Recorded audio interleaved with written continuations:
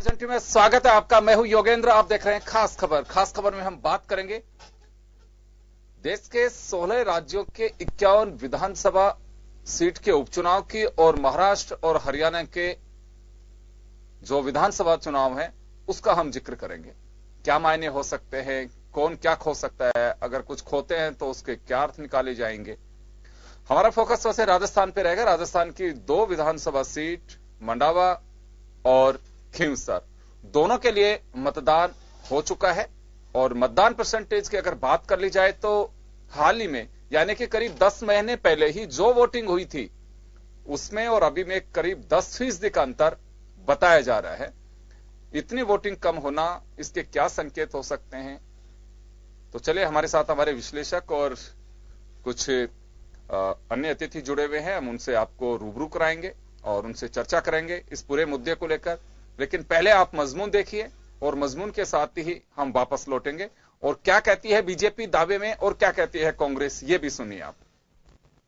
महाराष्ट्र और हरियाणा में विधानसभा चुनाव के साथ साथ आज 17 राज्यों की 51 विधानसभा सीटों पर उपचुनाव का मतदान संपन्न हो चुका है। इन 51 सीटों में राजस्थान की 2 सीटें खींवसर और मंडावा भी शामिल है। कांग्रेस राजस्थान में बीजेपी और उसके सहयोगी दल आरएलपी से 2 सीटें झटककर अपने बहुमत को मजबूत करने की उम्मीद कर रही है। राजस्थान की 200 विधानसभा सीटों में से कांग्रेस के पास 106 सीटें हैं, जिसमें वो 6 विधायक शामिल हैं जो हाल ही में बीएसपी छोड़कर उसमें शामिल हुए हैं। हालांकि राजस्थान में कांग्रेस के लिए सत्ता और संगठन के बीच समन्वयता का अभाव चुनाव में साफ नजर आया, लेकिन ये दोनों ही सीटें पहले भी भाजपा और भाजपा समर्थित आरएलपी के खाते में रही है। ऐसे में कांग्रेस के लिए खोने के नाम पर कुछ नहीं है, जबकि कांग्रेस दोनों ही जगह जीत का दावा करती दिखाई दे रही है। आज का मतदाता काफी समझदार है। वो जानता है कि हमारा भला इस परिस्थिति में, इस वातावरण में कौन सी पार्टी के साथ रहने का है। जैसी मेरी सूचना है, मेरे मित्र भी इस जिलों में है, उनसे सबसे बराबर चर्चा में हूँ। अन्य व्यक्तियों से, आपसे, मीडिया से भी जानकारी मिली है। दोनों सीटों पर कांग्रेस को बहुत अच्छी सफलता मिलेगी। नतीजे 24 तारीख को आएंगे तो हम सबको चकित करने वाले आएंगे। हाँ, जैसा कांग्रेस कह रही थी वैसे ही नतीजे। जैसा आपने आज दिन भर का जो घटनाक्रम चला, मतदान अच्छी तरह संपन्न हुआ, उसके बाद हम निश्चित तौर पर कह सकते हैं कि दोनों सीटें कांग्रेस की जोड़ी में आ रही है। महाराष्ट्र में बीजेपी और उसकी सहयोगी पार्टी शिवसेना ने 2014 का विधानसभा चुनाव अलग अलग लड़ा था। यहाँ 288 सीटों पर चुनाव हुआ था। बीजेपी ने 122 सीटें जीती थी और शिवसेना को 63 सीटें मिली थी। महाराष्ट्र में पीएम मोदी ने रैली के दौरान जनता से दोबारा देवेंद्र फडणवीस को सीएम बनाने की अपील की है। दूसरी ओर विपक्ष पार्टी कांग्रेस और एनसीपी ने भी महाराष्ट्र में 2014 का चुनाव अलग अलग लड़ा। कांग्रेस को 42 और शरद पवार की एनसीपी को 41 सीटें मिली थी। यह मुख्य मुकाबला भाजपा की अगुवाई वाले महागठबंधन या महायुति और कांग्रेस राकांपा गठबंधन या महाअघाड़ी मोर्चा के बीच है। साल 2014 में मोदी लहर पर सवार होकर 47 सीटें जीतकर बीजेपी ने हरियाणा में पहली बार अपने दम पर सरकार बनाई थी और कांग्रेस को 15 सीटें मिली थी। आरएनएलडी को इस चुनाव में 19 सीटें मिली थी। बाकी सीटें निर्दलीय प्रत्याशियों और स्थानीय पार्टियों ने जीती थी। माना जा रहा था कि बीजेपी यहां भी किसी जाट नेता को राज्य की कमान देगी, लेकिन सबको चौंकाते हुए पार्टी ने मनोहर लाल खट्टर को मुख्यमंत्री बना दिया था। लेकिन इस बार एक बात ये ध्यान रखना होगा कि लोकसभा चुनाव में मुद्दे राष्ट्रवाद, बालाकोट और पीएम मोदी का चेहरा था, जबकि विधानसभा चुनाव में मुद्दे एकदम अलग हैं। यही वजह है कि मनोहर लाल खट्टर चुनाव से पहले ही असम की तर्ज पर हरियाणा में एनआरसी लागू करने का मुद्दा उठा रहे हैं। जाट आरक्षण आंदोलन के दौरान उनको हटाने की मांग भी रही है। ऐसे में हरियाणा की सीट खट्टर के लिए चुनौतीपूर्ण होगी। देखा जाए तो इस पूरे चुनाव में कांग्रेस के पास खोने को कुछ भी नहीं है, लेकिन कांग्रेस इस बार किसान, रोजगार और विकास के मुद्दों पर जीत का दम भर रही है। राजस्थान की बात करें तो मंडावा और खींवसर दोनों सीटें कांग्रेस के खाते में नहीं है। ऐसे में अगर कांग्रेस एक भी सीट जीत पाती है तो इसे लेकर लोकसभा चुनाव की हार के बाद कांग्रेस का आत्मविश्वास और बढ़ेगा। दोनों चुनाव कांग्रेस पार्टी जीतेगी। इस वक्त राजस्थान में जो मंडावा और खींवसर का चुनाव है दोनों चुनाव विकास के मुद्दे पर लड़े जा रहे हैं। मंडावा और खींवसर की जनता से हमने अपील की है कि आप विकास के नाम पर कड़ी से कड़ी जोड़ें। खींवसर और मंडावा का एमएलए कांग्रेस का होगा तो कांग्रेस की सरकार की कड़ी से कड़ी जुड़ेगी और विकास का रास्ता वहां बनेगा। मुझे लगता है आज मतदान चल रहा है मंडावा का और खींवसर का। राजस्थान की जनता, वहां की क्षेत्र की जनता तो फैसला करेगी, लेकिन निकाय चुनाव भी जिस असमंजस में सरकार है और अभी एक नया फॉर्मूला और निकाल दिया। आप विकेंद्रीकरण कीजिए, कोई मनाही नहीं है। भौगोलिक क्षेत्रफल बड़ा है तो उसको छोटा करने की कवायद किसी न किसी रूप में होती है।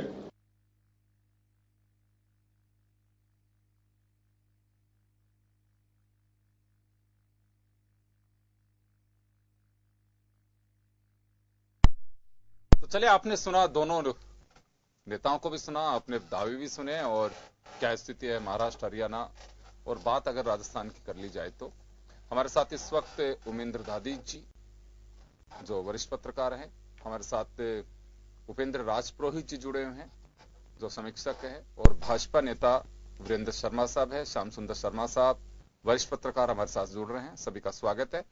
मैं उमेंद्र जी आपके पास आना चाहूंगा एक बार।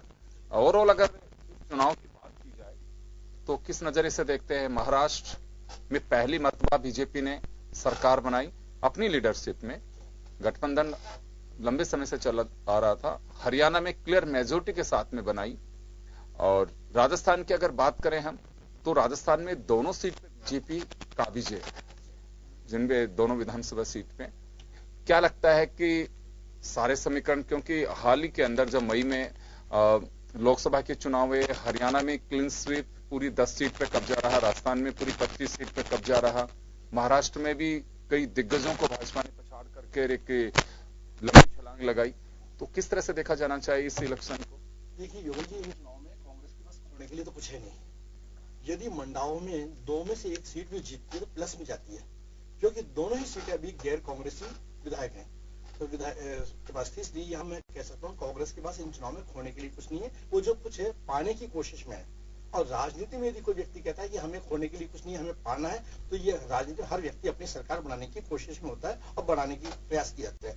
महाराष्ट्र और हरियाणा की बात यदि की जाती है, यहाँ देखना होगा कि जिस प्रकार से चुनाव के समय में कांग्रेस और एनसीपी के नेता दल बदल के भाजपा में या शिवसेना में आए, उससे लगता है कि शायद कांग्रेस में चुनाव से पहले हताशा का वातावरण हो गया था। हरियाणा की यदि बात की जाती है तो हरियाणा में ये देखिए कि वहां का मुद्दा अलग प्रकार का, जाट और गैर जाट की बात आती है। वहां विष्णुइयों को भी इसलिए महत्व दिया जाता है कि जाटों से उनको अलग माना जाता है। अब हरियाणा के चुनाव में खट्टर के कामकाज को लेके कोई बड़ा काम नहीं हुआ जिससे उनको कोई आरोप या उनपे कोई ऐसे गंभीर आरोप लगे हो या उनपे कोई ऐसा निष्क्रियता का आरोप लगा हो जिसकी वजह से लोगों में लगे कि इनको हटाना चाहिए। ऐसा कोई काम नहीं, उनके समय में ऐसा काम हुआ नहीं। अब बात यह आएगी कि हरियाणा में यदि खट्टर साहब की वापसी होती है तो उसका एक मुख्य कारण मैं ये मानूंगा कि नरेंद्र मोदी जी के सरकार में जो कामकाज हुए उसका उनको लाभ मिलेगा।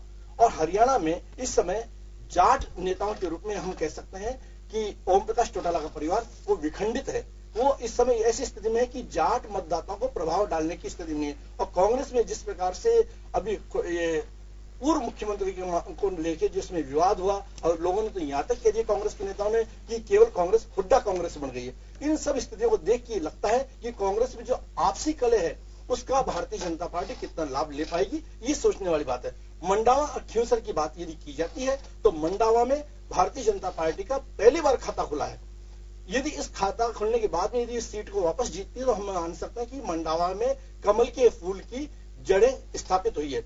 नहीं है तो मानना पड़ेगा कि मंडावा का जो चुनाव है ये जो खीचड़ साहब जो पहले वहां से विधायक थे उन्होंने अपने दम पे जीता, ये मानना पड़ेगा।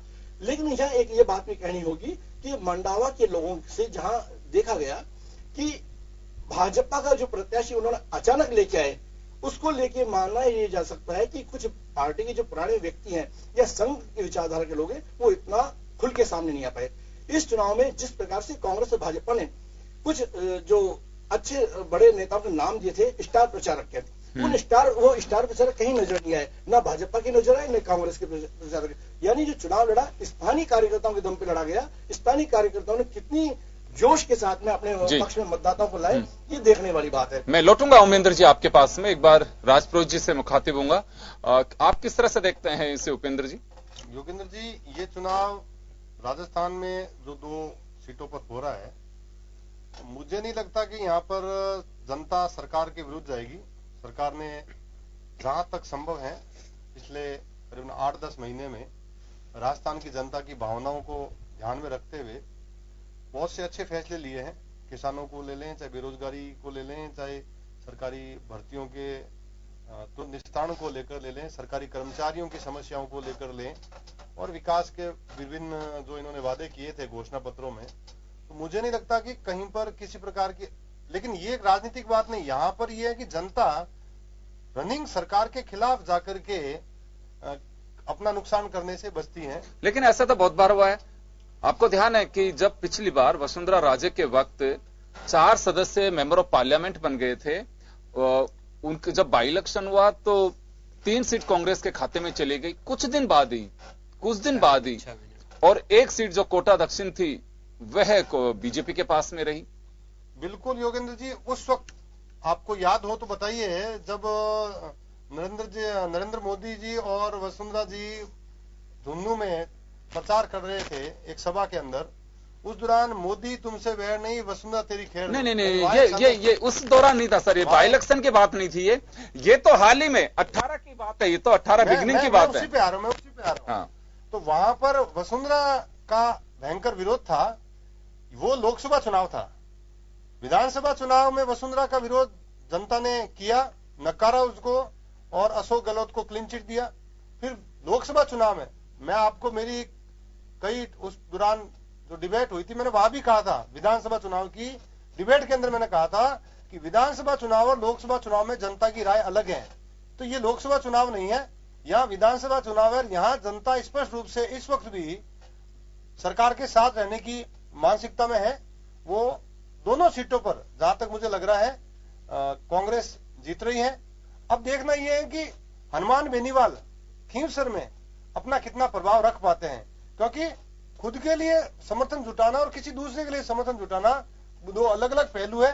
वहां भारतीय जनता पार्टी, लेकिन राजपुरोहित जी एक बड़ा बेनिफिट ये भी तो है हनुमान बेनीवाल के साथ में कि बीजेपी उनके साथ में कंधे से कंधा मिलाकर के चुनाव लड़ रही है। अभी देखिए, जो वोटर पिछले चुनाव में बीजेपी को वोट दे रहा है, हनुमान बेनीवाल का विरोध कर रहा है, वो वोटर इस वक्त बीजेपी का जो होगा वो हनुमान बेनीवाल के साथ जाएगा या नहीं जाएगा, ये उसका विवेक है। इसका मतलब ये नहीं है तो ये डाउट तो आपका फिर मंडावा में भी होगा, सुशीला सिंगड़ा के साथ में बीजेपी के मतदाता नहीं रहेंगे, क्योंकि वो तो कांग्रेस से बीजेपी में आई नहीं।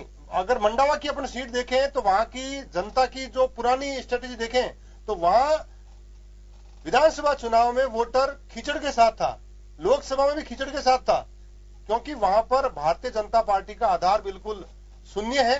तो मुझे नहीं लगता कि वहां का वोटर वापस किसी दूसरे कैंडिडेट के साथ जाएगा, वापस अपने मूल घर में लौटने की संभावना मुझे ज्यादा नजर आ रही है मंडावा में। जी चलिए, मैं वीरेंद्र शर्मा जी हमारे साथ में हैं इस वक्त। वीरेंद्र जी, मैं आपका रिएक्शन पहला लेना चाहूंगा, क्योंकि मतदान हो चुका है और मतदान के बाद की जो स्थिति है राजस्थान के दोनों बाई इलेक्शन और हरियाणा और महाराष्ट्र में, किस तरह से देखते हैं आप? जी देखिए, हरियाणा और महाराष्ट्र में हम हमारे सुशासन और भ्रष्टाचार मुक्त शासन के कारण पुनः सरकार बनाने जा रहे हैं, और वहां के जो मतदाता हैं वह भी ये दर्शा रहे हैं कि पुनः भारतीय जनता पार्टी की सरकार वहां बनने जा रही है। रही बात राजस्थान के उपचुनाव की, तो यहाँ की जनता इस सरकार से इतनी त्रस्त हो चुकी है कि वो इसको नकारने के लिए पूर्ण रूप से तैयार है, और जब 24 तारीख को परिणाम आएंगे तो निश्चित रूप से कांग्रेस की हार सामने होगी। इसके अनेकों कारण है। जो सरकार ने वादे किए थे कांग्रेस ने चुनाव से पहले, वो कोई भी वादा इन्होंने पूर्ण नहीं किया, चाहे ऋण माफी का हो, चाहे बेरोजगारों को भत्ते की बात हो। इसके बाद में जब सरकार में आए तो इनके सत्ता और संगठन में किस प्रकार का द्वेष चल रहा है, ये आप देख रहे हैं। आए दिन कभी इनके प्रदेश अध्यक्ष ने जिस प्रकार से अभी कहा सचिन पायलट जी ने कि जो निर्णय हुआ निकाय चुनाव को लेकर वो सही नहीं है। इसके अलावा इनके मंत्रियों के ऊपर इनके विधायक आरोप लगा रहे हैं भ्रष्टाचार के, तो जनता ये सब कुछ देख रही है। जिस प्रकार राजस्थान क्रिकेट एसोसिएशन का जो विषय हुआ, जनता इन सब विषयों को देख रही है और वो समझ चुकी है कि यह सरकार पुनः राजस्थान को गर्त में डालने जा रही है। इससे अच्छा है कि इस सरकार से बचा जाए, इस सरकार को ऐसे परिणाम पहले ही दे दिए जाएं जिससे यह सरकार समझे कि आम जनता क्या चाहती है। आम जनता वास्तव में विकास चाहती है, सुशासन चाहती है, जो यह सरकार बिल्कुल भी नहीं दे पा रही। इसलिए सुनिश्चित रूप से 24 तारीख को जब परिणाम आएंगे तो दोनों जगह कमल खिलता हुआ ही नजर आएगा। चलिए उमेंद्र जी, मैं एक बार फिर आपके पास में लौटना चाहूंगा। इस बार चुनाव में आपने खुद ने कहा कि स्टार प्रचारक अशोक गहलोत और सचिन पायलट ने सभाएं की, नामांकन में भी गए, लेकिन 2 कार्यकाल मुख्यमंत्री के रूप में वसुंधरा राजे ने राजस्थान को दिए हैं। बीजेपी की नेता रही हैं, राष्ट्रीय उपाध्यक्ष हैं, राजस्थान कर्मभूमि उनकी रही है। इस इलेक्शन में उन्हें दूर रखा गया या वो खुद दूर रही हैं, आई डोंट नो, बट कार्यकर्ताओं के बीच में वो पहुंच नहीं पाई हैं। कुछ असर, सुगबगाहट कुछ देखा जाएगा इसमें? देखिए योगेंद्र जी, जहां बात की जाती है किसी व्यक्ति विशेष की, तो मैं मानता हूं चाहे भारतीय जनता पार्टी हो चाहे कांग्रेस हो, कोई व्यक्ति अपने आप को संगठन से ऊंचा मानेगा तो चल नहीं चल पाएगा। अब यहाँ जो लोग पहले कहते थे वसुंधरा भाजपा, भाजपा ही वसुंधरा, यदि भारतीय जनता पार्टी इन दोनों सीटों को जीत लेती है तो ये एक संदेश हमेशा के लिए खत्म हो जाएगा कि कोई भी व्यक्ति संगठन से बड़ा नहीं है। हो सकता है कि कभी कभी कुछ समर्थक इस प्रकार के नारे लगाते हैं, ऐसा माहौल बनाते हैं जिससे व्यक्ति का इतना बड़ा खद हो जाता है कि यही पार्टी में। हमने देखा जब भैरव सिंह शेखावत यहाँ पे थे तब भी माना जाता है शेखावत जी हैं तो भाजपा है, कई ऐसी बात होती है। अटल जी के समय में देखा गया कि अटल जी है तो भाजपा है।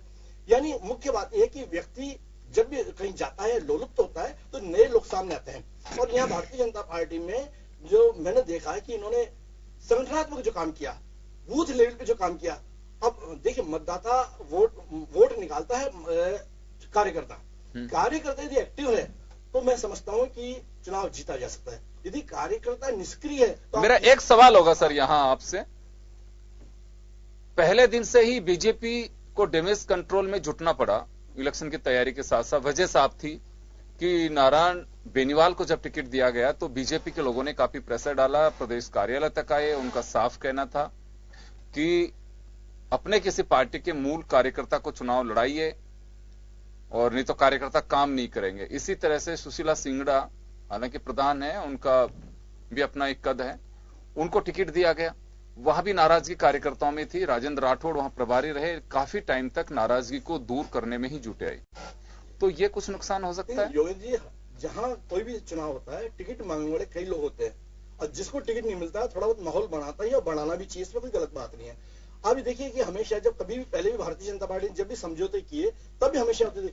बांसवाड़ा में जनता दल के लिए सीटें छोड़ी जाती थी, तब भी ऐसी बातें आती थी कि हमें लड़ना चाहिए। लेकिन एक कुछ नियम होता है, जो बड़े संगठन के नेता है वो कई बातों को सोचते हैं। कार्यकर्ता को जैसे जैसे चुनाव का समय नजदीक आता है वो सक्रिय हो जाता है। यदि किसी को भी टिकट मिलेगा या जिसको नहीं मिला वो व्यक्ति थोड़ी बहुत खिलाफत करेगा। खिलाफत को हम डैमेज कंट्रोल को कितना जल्दी पूरा कर पाएंगे, इस बात को से ही चुनाव की कुशलता की बात कही जा सकती है। भारतीय जनता पार्टी, ये कहा जा रहा है कि दुर्ग सिंह चुनाव लड़े थे कि बड़ा वोट बैंक उनके साथ में रहा, वो पार्टी छोड़ करके चले गए। जब वो कांग्रेस का दामन थामने के लिए गए उस वक्त भी उनके साथ में काफी भीड़ थी। तो इसका कुछ नुकसान हो सकता है बीजेपी को योगेंद्र जी या आरएलपी को? योगेंद्र जी, आपके सामने कई उदाहरण है, कल्याण सिंह जी का भी उदाहरण है, उमा भारती का भी उदाहरण है, बड़े बड़े नेताओं का उदाहरण है। मैं समझता हूँ शायद दुर्ग सिंह जी इतने बड़े नाम के व्यक्ति नहीं होंगे। इसलिए कार्यकर्ता देखिए कभी भी पार्टी को छोड़ के नहीं जाता है। वो व्यक्ति होता है जो कार्यकर्ता एक विचारों को लेके आता है। और यानी मैंने जिन कार्यकर्ताओं को इकट्ठा किया है, यदि मैं दल बदल लेता हूं तो कार्यकर्ता थोड़ा बहुत असमंजस में तो आएगा, लेकिन वो मूल दल को छोड़ के कभी नहीं जाएगा।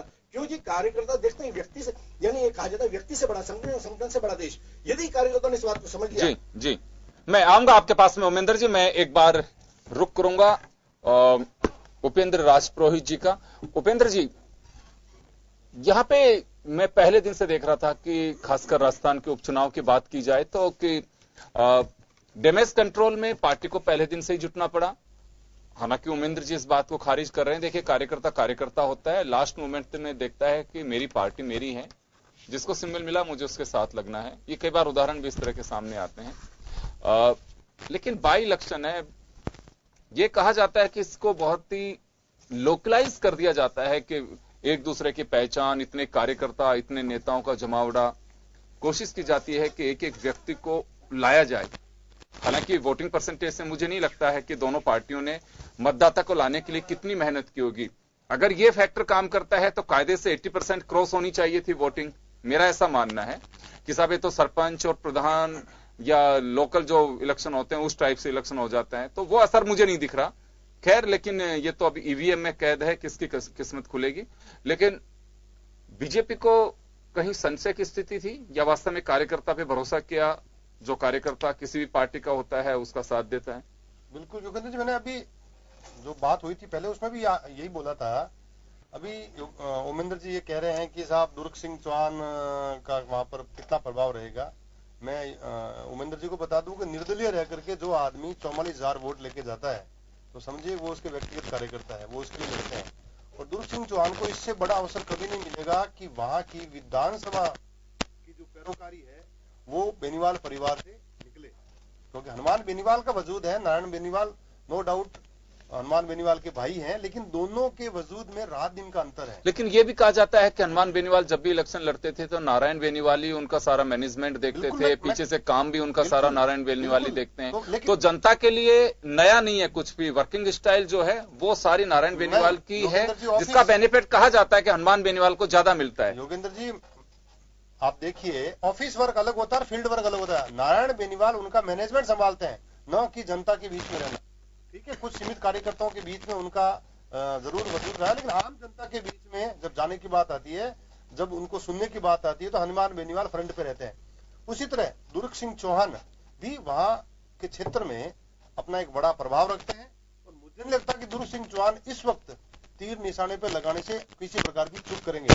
आप पिछले विधानसभा चुनाव में देखिए, दुर्ग सिंह चौहान कांग्रेस से भी टिकट मांग रहे थे और बीजेपी से भी ट्राई की थी, दोनों तरफ उनका रुख था।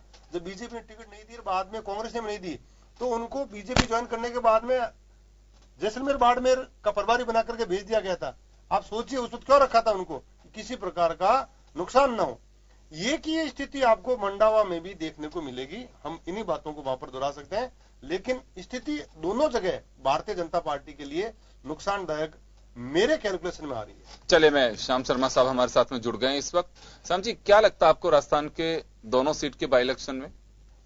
देखिए योगेंद्र जी, चुनाव तो बड़ा सरकार ने अपनी पूरी ताकत के साथ लड़ा और प्रतिपक्ष में अंतर्विरोध की स्थिति देखने को मिली। वसुंधरा जी चाह करके, क्योंकि बार बार सतीश पूनिया कह रहे थे कि हमारे राष्ट्रीय उपाध्यक्ष वहाँ चुनाव प्रचार के लिए जाएंगे, लेकिन नहीं गए। इसे लग रहा था कि भाजपा के लोग ईमानदारी से नहीं लगती भी, क्योंकि कोशिश होती थी फ्यूचर में तो उनका खुद का कैंडिडेट चाहिए, समर्थित व्यक्ति को।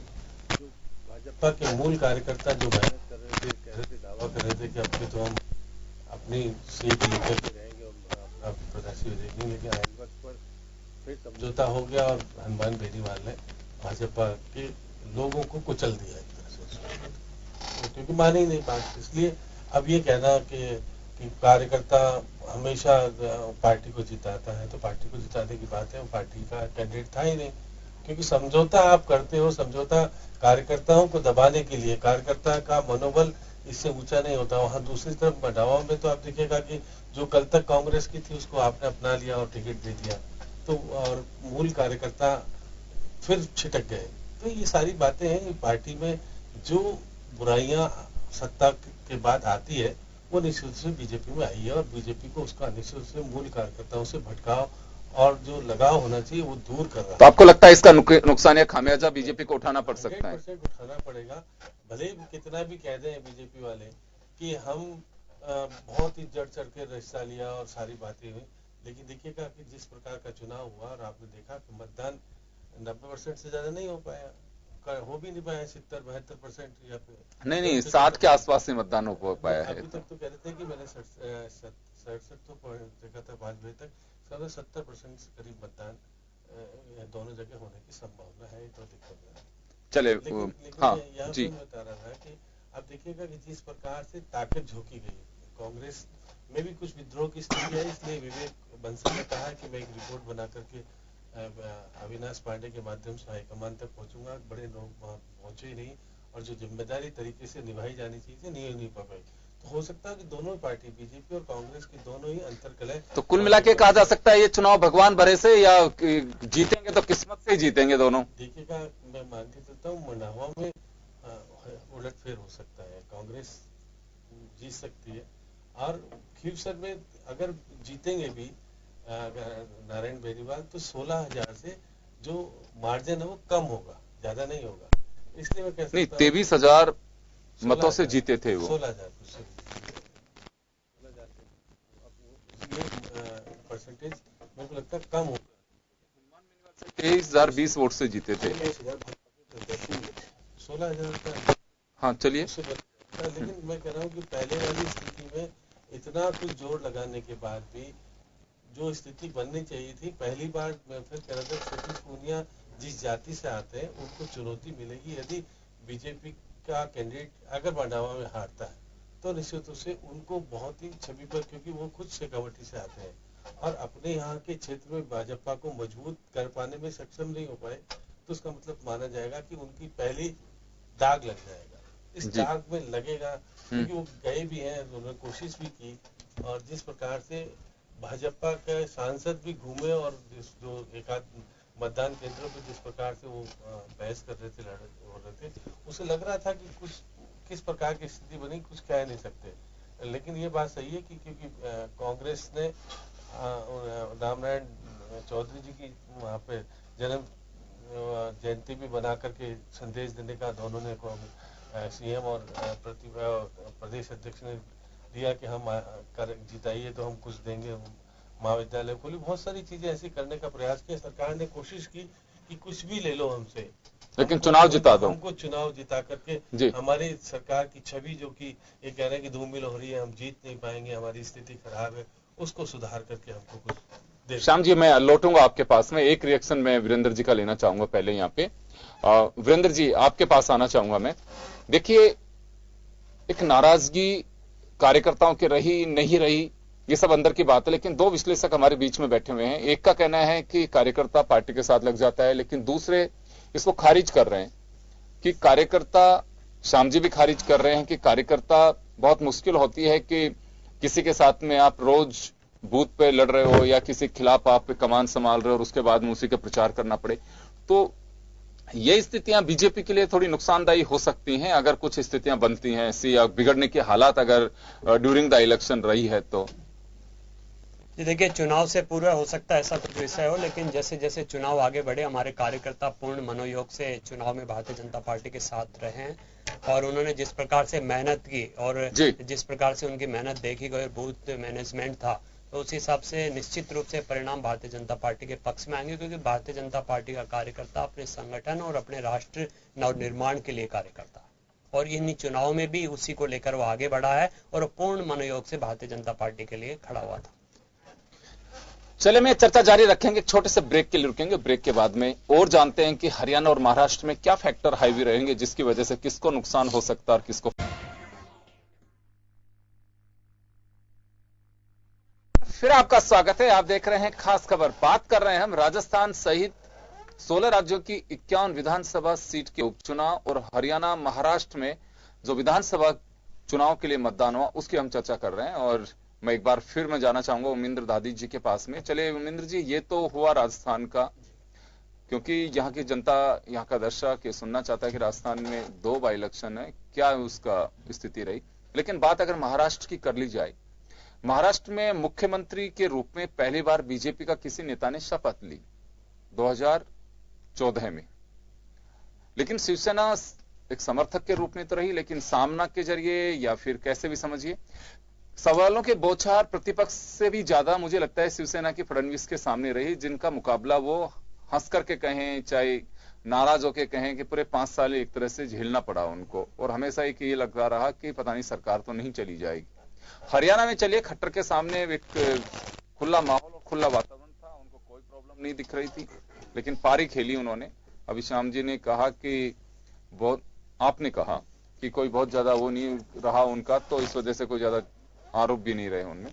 तो दोनों जगह की अगर बात करें तो किस तरह का हो सकता है परिणाम, या क्या कठिनाइयां बीजेपी या गठबंधन दूसरे जो रहे उनके सामने आ सकती थी? देखिए योगेंद्र जी, पिछला जो चुनाव हुआ था महाराष्ट्र में, उसमें शिवसेना ने जम के भाजपा का विरोध किया था। अभी जहां जहां मोदी जी ने सभाएं की है उसमें एक बात उन्होंने कही है, आपने भी ध्यान दिया होगा, कि देवेंद्र और नरेंद्र की जोड़ी यदि वापस आती है तो महाराष्ट्र का विकास होगा। यानी उन्होंने स्पष्ट कह दिया कि यदि यहाँ भाजपा की सरकार बनती है तो देवेंद्र फडणवीस वापस बढ़ेंगे। भारतीय जनता पार्टी ने ये स्पष्ट मानस दे दिया है कि यहाँ नेता पद की कोई लड़ाई नहीं है। शिवसेना से अवश्य एक नाम आया था आदित्य ठाकरे का, इसको लेके कुछ असमंजस की स्थिति पैदा हुई थी, लेकिन बड़े नेताओं की बातचीत के बाद में जैसा कि सुनने में आया है कि आदित्य ठाकरे को सीएम के रूप में वापस विड्रॉ कर लिया गया है। और देखिए शिवसेना का वहां प्रभाव है और माना भी है, उसको हम नकार भी नहीं सकते। लेकिन अब ये दोनों मिलकर चुनाव लड़ रहे हैं। एनसीपी की हालत आपको मालूम है कैसी है, कांग्रेस में वहां स्थिति आपस में जूतम पैचार की है। इन सब बातों को देख के मुझे लगता है कि भारतीय जनता पार्टी को वहां सरकार बनाने में इतनी कोई परेशानी नहीं आएगी। बात हरियाणा की करें, हरियाणा की बात से मैं पहले ये कहना चाहूंगा कि देखिए, मैं यह एक बात कहना चाहूंगा योगेंद्र जी कि व्यक्ति के आने जाने से कोई फर्क नहीं पड़ता है। राजस्थान में भारतीय जनता पार्टी के 2 नेताओं को कांग्रेस लेके चलेगी थी, प्रमोद शर्मा को, मानवेंद्र सिंह को। उनके साथ कितने कार्यकर्ता गए ये भी आपको मालूम है, और उनका क्या हर्ष हुआ ये भी आपको मालूम है। हरियाणा की स्थिति बिल्कुल अलग है। हरियाणा में इस समय जो खट्टर का है माहौल, उसमें ये देखा गया कि उन्होंने प्रखर राष्ट्रवाद की बात की, गीता को शिक्षा में लेने की बात की, और उन्होंने जो भी बात की उन्होंने मैं ये कह सकता हूं, उन्होंने भारतीय जनता पार्टी का जो मूल एजेंडा है उसको लागू करने की कोशिश की। जब कोई भी पार्टी का एक एजेंडा लागू होता है तो देखिए सरकार किसकी बनती है क्या नहीं बनती, लेकिन इससे पहले क्या कार्यकर्ता में जोश आता है। यदि कार्यकर्ता किसी के पक्ष में जोश से लग जाता है तो मैं मानता हूं कि वो सरकार को वापस रिपीट होने में कोई दिक्कत नहीं आती है। खट्टर ने बिल्कुल योजनाबद्ध ढंग से काम किया। उन्होंने ये देख लिया कि जनता किन किन बातों को स्वीकार करती है, यानी पूरा उन्होंने, मैं ये कह सकता हूँ कहने में कोई दिक्कत नहीं मुझे कि संघ का एजेंडा भारतीय जनता पार्टी के एजेंडे के रूप में उन्होंने काम किया, और यदि ये इससे उनको लाभ मिलता है तो मैं मानता हूं कि उनकी सरकार वापस हो सकती है। चलिए मैं लौटूंगा आपके पास में। कुछ परेशानियां महाराष्ट्र में देखी गई हैं। किसान सुसाइडल जो केस थे, कृषि ऋण की बात की जाए क्योंकि एक बड़ा मुद्दा रहा है ये, और अभी भी बात करें कि पश्चिमी महाराष्ट्र, विदर्भ 4 साल के अंदर करीब 12,000 किसानों ने सुसाइड किया है वहां पे, जो आंकड़े बताते हैं। लेकिन इसके इतर दूसरी बात भी है, महाराष्ट्र में मराठाओं को जो आरक्षण दिया गया और इकोनॉमिक बैकवर्ड कास्ट जो हैं उनको जो रिजर्वेशन दिया गया, चर्चा रही कि उसका बेनिफिट मिल सकता है। 370 एक बड़ा मुद्दा रहा, आर्टिकल 370। अगर लोकल कोई इश्यू नहीं है तो मुझे लगता है कि वह मुद्दा वहां पे काफी इफेक्टिव हो सकता है। मैं एक बार उपेंद्र जी के पास जाना चाहूंगा। उपेंद्र जी, इश्यूज जो रहे पूरे, क्योंकि बीजेपी ने जमकर के बनाया है 370-35A को, और ताल भी ठोकी है उसमें, नरेंद्र मोदी ने हर मन से कहा भी है, तो इसका कुछ बेनिफिट होगा वहां पे, क्योंकि कांग्रेस और एनसीपी खुद के आंतरिक विवादों में ज्यादा फंसी रही। बिल्कुल योगेंद्र जी, यहाँ पर अब महाराष्ट्र की बात करते हैं तो महाराष्ट्र में निश्चित रूप से केंद्र द्वारा पिछले 5 साल के कार्यकाल में और इस बार जो इनकी वापस सरकार आई है, इसमें जो इन्होंने बड़े फैसले जो इस बार लिए, वो पिछली सरकार की इनकी जो फेलियर था उस पर ये इन्होंने 3-4 जो फैसले लिए, जिन पर जो कार्रवाई हुई राष्ट्रीय स्तर पर और अपने अंतर्राष्ट्रीय स्तर पर, निश्चित रूप से यहाँ फायदा मिलना चाहिए। लेकिन हम एक दूसरा पक्ष यहाँ पर देखें तो महाराष्ट्र के चुनाव में जो मारवाड़ी लोग हैं उनका और उत्तर भारतीय लोगों का बड़ा योगदान रहता है। महाराष्ट्र की राजनीति में राजस्थान के मारवाड़ी लोगों का बहुत बड़ा वहां पर एक प्रभाव है। तो इस बार वहां पर कुछ परिस्थितियां ऐसी देखने को, मैं जाके भी आया था, ऐसी परिस्थितियां वहां पर दिखने को मिली कि मारवाड़ी समुदाय इस बार, मुझे नहीं लगता कि इस बार वहां पर भारतीय जनता पार्टी को सपोर्ट कर रहा है। क्यों, नाराजगी क्या उनकी? वहां नाराजगी, सबसे बड़ी नाराजगी तो एक मारवाड़ से एक नेता है राज के पुरोहित, उनके टिकट कटने के कारण मारवाड़ के जितने व्यापारी हैं वो वहां से भारतीय जनता पार्टी से सख्त नाराज हैं। उन्होंने कई मीटिंगें की और कई जगह भारतीय जनता पार्टी के नेताओं का बहिष्कार तक किया। तो वहां का प्रभाव पूरे महाराष्ट्र, क्योंकि वो सारे व्यापारी मूल जो बॉम्बे वहां रहते हैं, उनकी जड़ें पूरे महाराष्ट्र में फैली हुई है। कई तो वो छोटे दुकानदारों के साथ डायरेक्टली लिंक्ड है। तो इसका प्रभाव मुझे नहीं लगता कि इस बार वहां पर स्थिति उनके लिए बहुत ज्यादा फेवरेबल है। ये नुकसान वहां पर महाराष्ट्र के अंदर भारतीय जनता पार्टी को स्पेशली देखने को मिल रहा है। शिवसेना का अपना वजूद अलग है। लेकिन 370, आर्टिकल 370 एंड 35A ये पूरा घाटा पाटने की कोशिश की है। मोदी साहब ने हर मंच से बोला है, ये एक बड़े हथियार के रूप में इसे काम में लिया गया है। इसका कुछ बेनिफिट होता दिखाई दे रहा है? बिल्कुल उन्होंने प्रयास किया, उनको पता था, भारतीय जनता पार्टी के शीर्ष नेतृत्व को बिल्कुल पता था कि इस बार हरियाणा में और महाराष्ट्र में उनकी स्थितियां पहले जैसी नहीं रही हैं, इसलिए इन्होंने वहां पर बहुत ज्यादा जोर दिया। आप खट्टर का ले लीजिए, पता नहीं ओमेंद्र जी किस प्रकार से कह रहे हैं, खट्टर ने बहुत अच्छा काम किया। खट्टर की तो पूरे 5 साल हर महीने कहीं न कहीं विवाद रहा है, कभी किस बात को लेकर, कभी किस बात को लेकर, कभी किस बात को लेकर के। भारतीय जनता पार्टी के मुख्यमंत्रियों में यदि मैं सबसे विवादित मुख्यमंत्री देखूं, ऑन रिकॉर्ड है, सबसे ज्यादा विवादित मुख्यमंत्री आज तक के इतिहास में खट्टर रहा है। उसके बाद में वसुंधरा को नंबर दूंगा मैं। वसुंधरा भी बहुत विवादित मुख्यमंत्री रही राजस्थान में, लेकिन खट्टर उनसे भी आगे निकल गए। उनको कहीं पर भी आप देखिए, हर अलग अलग मुद्दों पर। रही बात पार्टी के एजेंडे को लागू करना, देखिए वो एक अलग चीज है, लेकिन आपका व्यवहार, आपकी जो कुशलता है, वो भी एक प्रकार से प्रभाव दिखाती है जनता के बीच में। तो वहां मैं खट्टर को बिल्कुल फेलियर मानता हूं। मैं चलिए श्याम जी के पास में जाना चाहूंगा। श्याम जी, आप महाराष्ट्र और हरियाणा, हम उसको लेके भी एक बार चर्चा करना चाहेंगे। महाराष्ट्र और हरियाणा कॉमन एजेंडे की अगर बीजेपी बात कर लें तो लोकल इश्यूज से ज्यादा भरोसा किया 370 और 35 पे। देखिए योगेंद्र जी, क्योंकि आप बीजेपी और बीजेपी समर्थित जो सरकार बनी है, तो निश्चित रूप से क्योंकि स्थानीय जब उपलब्धियां नहीं होती तो उनको केंद्रीय मुद्दों पर आना पड़ता है। और केंद्रीय जो नेता गए वहां पर प्रचार प्रसार के लिए, वो निश्चित रूप से अपने एजेंडे को 370 धारा और बाकी चीजों को लेकर के उन्होंने जिस प्रकार से कोशिश की कि सेना के माध्यम से हमने ये किया वो किया, और जिस तरह की स्थितियां बन रही थी, और चुनाव से पहले फिर वो स्ट्राइक करना, वो करना, तो एक देखिए बहुत सारी चीजें ऐसी है कि आप देखिए 16,000 किसानों ने आत्महत्या की।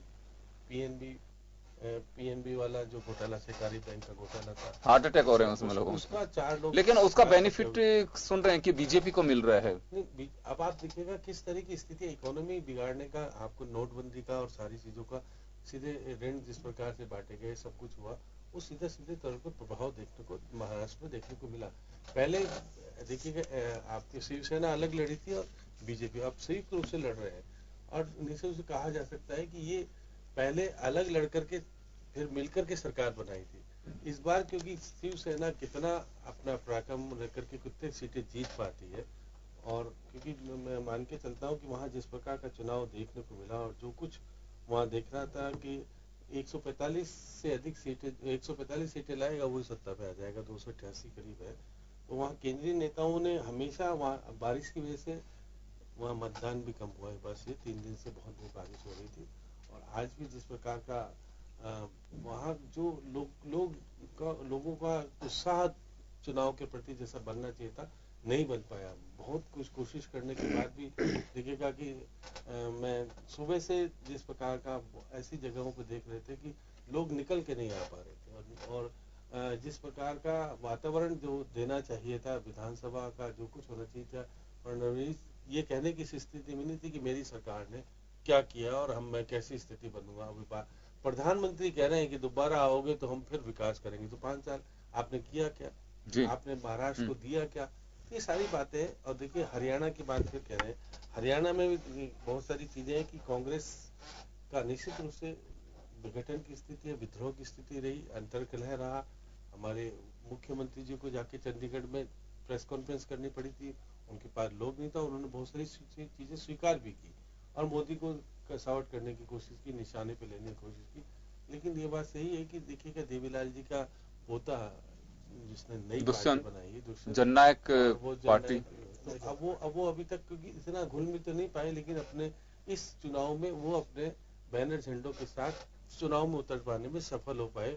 आने वाले समय में क्या स्थिति बनेगी वो बात अलग है, लेकिन बात ये कि खट्टर खुद तो नहीं जीत पा रहे, लेकिन वो 370 और सारी बातों को आरएसएस का जमावड़ा और सब कुछ लेकर के, तो कुल मिलाकर के ये कहा जा सकता है महाराष्ट्र हो या हरियाणा हो, अगर बीजेपी वापसी करती है तो उसका सबसे बड़ा एजेंडा आपको लगता है कि आर्टिकल 370 या 35A जो कश्मीर से रिमूव किया है एक बड़ा कारण होगा? वो बिल्कुल होगा, लेकिन रोजगार का मुद्दा निश्चित रूप से हरियाणा में देखने को मिला।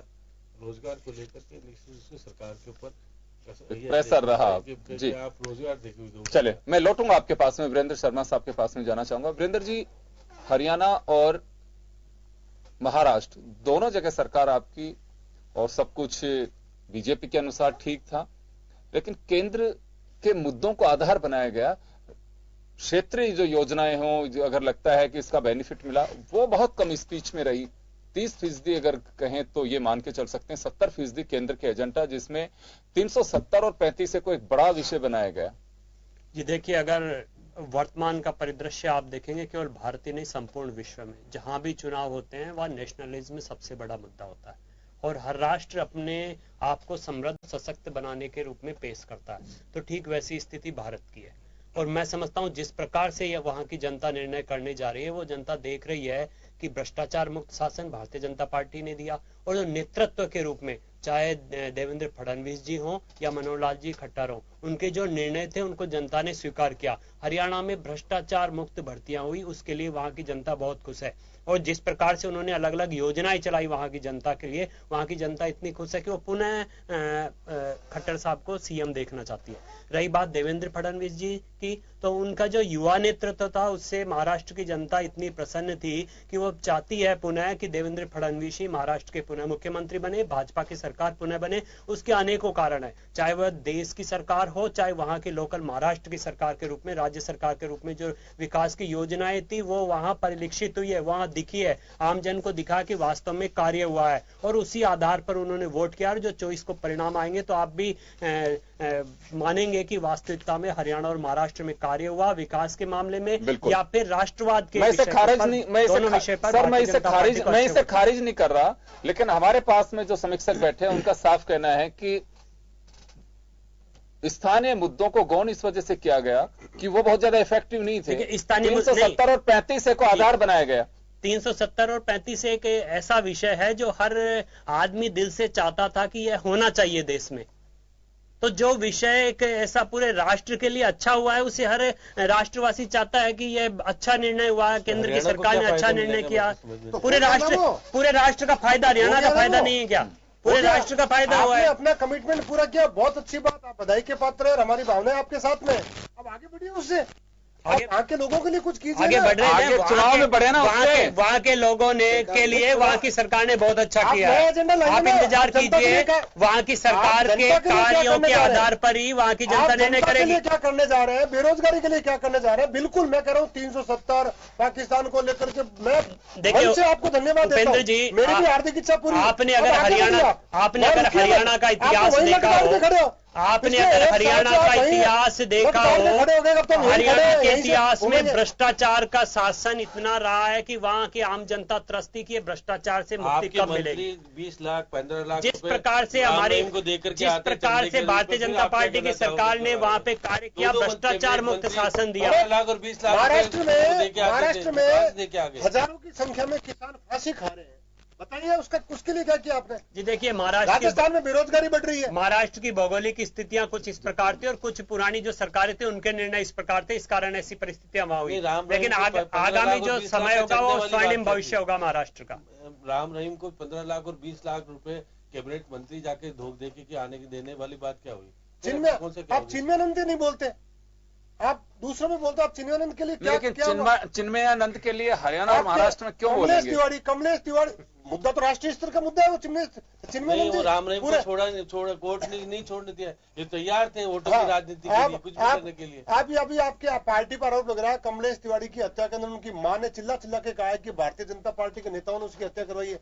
मुझे बड़ा दुख हो रहा है। आप भी ठीक उसी प्रकार से बात कर रहे हैं जैसे विपक्षी पार्टियां बात कर रही है। वीरेंद्र जी ये कब कहा? ये कहा उनकी मां ने कि मेरे पर प्रेशर डाल के पुलिस ने मुख्यमंत्री से मिलवाया, हम मिलना नहीं चाहते थे, हम न्याय की गुहार कर रहे हैं। मैं आपको वीडियो दिखा दूं, उसका वीडियो आया है जिसमें उसने कहा है कि भारतीय जनता पार्टी के नेता का नाम लिया, मुझे याद नहीं आ रहा, उस पर आरोप लगाया है कि उसने मेरे बेटे की हत्या करवाई है, नाम लिया बकायदा। जी देखिए उपेंद्र जी ठीक उसी प्रकार बात कर रहे हैं जैसे कुछ समय पहले किसी ने भगवा आतंकवाद का नाम लिया था। मैं तो कमलेश तिवारी की बात कर रहा हूं। कपड़ों के बीच में कौन आए हैं, कमलेश तिवारी किस प्रकार समाज को बांटने का कार्य किया है, भगवादारी की हत्या की बात कर रहा हूँ। उस टाइप के विषय आप मत लाइए।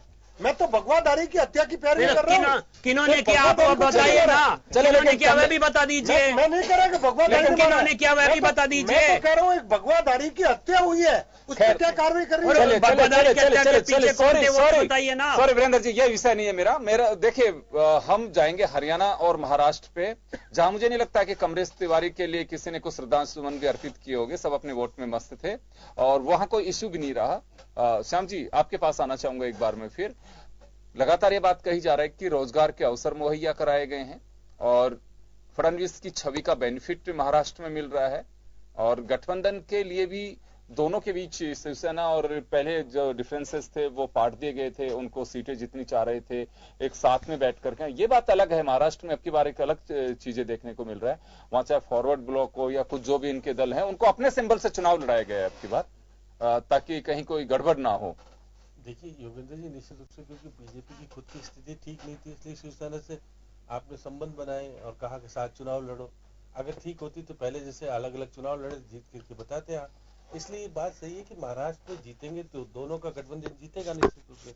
अब क्योंकि वहाँ कांग्रेस की स्थिति कमजोर है। कांग्रेस में जैसे हरियाणा में हुड्डा को जब कमलनाथ भेजना चाहते थे, भेजने नहीं दिया, वहाँ निर्णय नहीं हो पाया, निर्णय बाद में हुआ, तो निश्चित रूप से शैलजा और बाद में कुछ कर पाए, पूरी स्थिति में नहीं हो पाए। तो निश्चित रूप कांग्रेस में तो अंतर विद्रोह की स्थिति, अंतर कलह की स्थिति दोनों जगह। आप देखिए चुनाव में बड़े नेता तो अब आप राहुल गांधी फिर सक्रिय होने लगे। अब आप सोनिया जी से तो भाषण दे नहीं पा रहा था क्योंकि उनको उनका तो एक स्वास्थ्य, तो ये सारी बातें कांग्रेस का केंद्रीय नेतृत्व कमजोर होने के कारण निश्चित रूप से नरेंद्र मोदी और अमित शाह अपने आप को ये कहा जा सकता है खुला रास्ता है, एक आराम से आने जाने के लिए कोई गतिरोध है नहीं बीच में, कोई है ही नहीं, उसका बड़ा बेनिफिट मिला है उसका निश्चित रूप से। क्योंकि कोई दूसरी पार्टी जब सक्षम पार्टी नहीं है, वहां पर निश्चित रूप से कहा जैसे एनसीपी जो है वो और कांग्रेस की स्थिति मजबूत नहीं है। लेकिन मैं फिर भी यहाँ पे एक महाराष्ट्र की अगर हम बात कर लेते हैं जहां 288 सीटें, नरेंद्र मोदी जी के सामने सब कुछ बिल्कुल एकदम खुला था। उनके स्पीच जिस तरह के रहे, अमित शाह वो 370 पे लगातार फिर ये भी कहते रहे कि कांग्रेस को ये कहना, कांग्रेस जवाब दे इस बात का कि क्या 370 वापस लागू कर पाएगी। अब देखिए योगेंद्र जी, यही तो बात है कि मोदी जी को पता है कि 370 धारा केंद्र सरकार ने हटाने का निर्णय लिया, कांग्रेस वहां पर वापस लाएगी, ये कहने की स्थिति केंद्र सरकार जिसकी होती है। और जिस प्रकार से सदन में पारित हुआ, अब उसको दोबारा वो कहलवाना चाहते थे कि कांग्रेस तो इसको हटाना नहीं चाहती थी, हमने हटाया, और अब कांग्रेस घोषणा कर दे कि हम ये निर्णय गलत है और आज हम वापस लेके आएंगे। तो ये सब अपने वोटों की राजनीति को लेकर के जिस प्रकार से प्रधानमंत्री को कहना चाहिए वो नहीं कहना चाहिए, जिस तरह की स्थितियां बन रही है। आप 370 धारा को लेकर के चुनाव जीतते, वो किसी मुद्दे पर घेर नहीं पा रहे थे, चाह रहे थे, किसी मुद्दा था नहीं घेरने का। आपने देखेगा कि वहाँ कोऑपरेटिव में जिस तरह का घोटाला हुआ उसकी बात नहीं की, क्योंकि वहाँ आपको पीछे हटना पड़ रहा था। वहाँ रोजगार की बात करने के लिए पीछे हटते हुआ, तो सारी बातें हैं। स्थिति नहीं घोटाले के तो किया उन्होंने, सिंचाई विभाग का कोई स्कैम था जिसको लेकर के अजीत पवार को काफी घेरने की कोशिश की उन्होंने। वो तो क्या है कि वो उनके पक्ष वाली चीजें तो कहते हैं जो उनकी विपक्ष हो जाती है। नोटबंदी की बात नहीं करते, जीएसटी की बात नहीं करते। इतनी सारी बातें हैं कि आप केवल राष्ट्रवाद के नाम पर चुनाव जीतना चाहते हो, देश को। सुब्रमण्यम स्वामी ने परसों स्टेटमेंट दिया कि जीएसटी को वापस नहीं, जिस प्रकार से केंद्र सरकार अपनी जो उपलब्धियों को तो नहीं बता पा रही है, हम केवल ये कह रहे हैं कि 370 धारा से देश में अमन चैन शांति हो जाएगी। आप देखिए, आप जम्मू कश्मीर की स्थिति देख लीजिए ना, आज कितनी सुधार पाए, क्या कुछ कर पाए। सुप्रीम कोर्ट ने क्योंकि टाइम दे दिया आपको, बहुत सारी चीजें हैं। आप क्योंकि आपने एक निर्णय किया, देश आपके साथ खड़ा है। कांग्रेस भी बिखराव की स्थिति है, इसलिए आज वहां पर सक्षम रूप से खड़े नहीं है। आपकी स्थिति सुधार नहीं हो पाई, इसके कारण आपको शिवसेना को साथ लेकर चुनाव लड़ना पड़ा।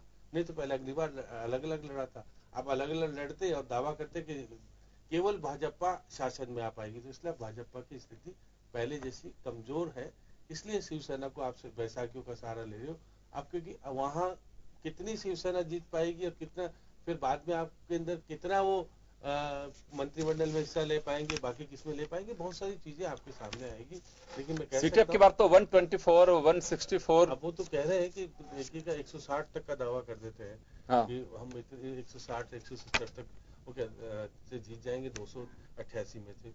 तो निश्चित से कहा जा सकता है कि तो यहाँ ये मान सकते हैं उमेंद्र जी कि महाराष्ट्र के अंदर कांग्रेस और एनसीपी सही सलीके के साथ में अगर पहले से तैयारी उनकी होती, क्योंकि जिस तरह से अभी श्याम जी कह रहे हैं कि वहां बीजेपी की स्थिति ऐसी मजबूत नहीं थी, इसी वजह से स्थितियों को भांपते हुए शिवसेना के साथ में चुनाव से पहले ही हाथ मिलाना पड़ा। जबकि पिछली बार हठधर्मिता जो भी उद्धव ठाकरे की रही उसको स्वीकार नहीं किया गया। योगेंद्र जी, बीजेपी ने बता दिया कि हम किसी की हठधर्मिता को मानते नहीं है, यानी उन्होंने शिवसेना को उनकी दिखा दिया कि आपका क्या धरातल है, हम अकेले भी चुनाव जीत सकते हैं। यहाँ उन्होंने